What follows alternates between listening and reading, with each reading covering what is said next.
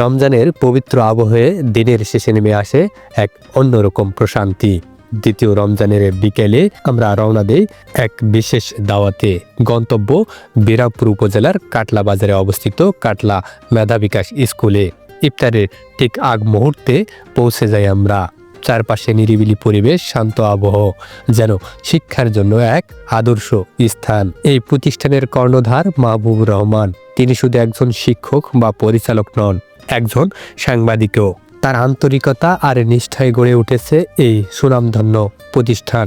ইফতারের আয়োজন সেই সারাদিন না খেয়ে রোজা রাখার পর ইফতারের ঠিক আগ মুহূর্তে লোভনীয় খাবারের দৃশ্য, মুহূর্তটাই যেন আলাদা এক অনুভূতি। আমি আর রাজু ভাই বসছি ইফতারে।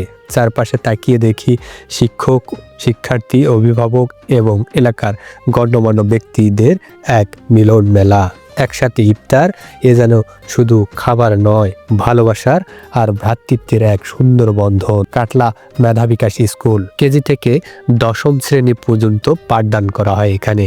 এই প্রতিষ্ঠানের বিশেষ দিকগুলো হলো মনোরম ও নিরিবিলি পরিবেশ, আধুনিক ও ইসলামী শিক্ষার সমন্বয়, মাসিক পরীক্ষার মাধ্যমে মেধা মূল্যায়ন, গরিব ও মেধাবী শিক্ষার্থীদের জন্য বিশেষ সুবিধা, অনুপস্থিত শিক্ষার্থীদের অভিভাবকদের সাথে নিয়মিত যোগাযোগ।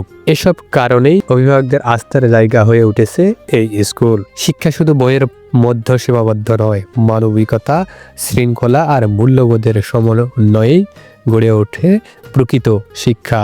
কাটলা মেধা বিকাশ স্কুল ঠিক এমনি একটি আলোকিত শিক্ষাঙ্গন।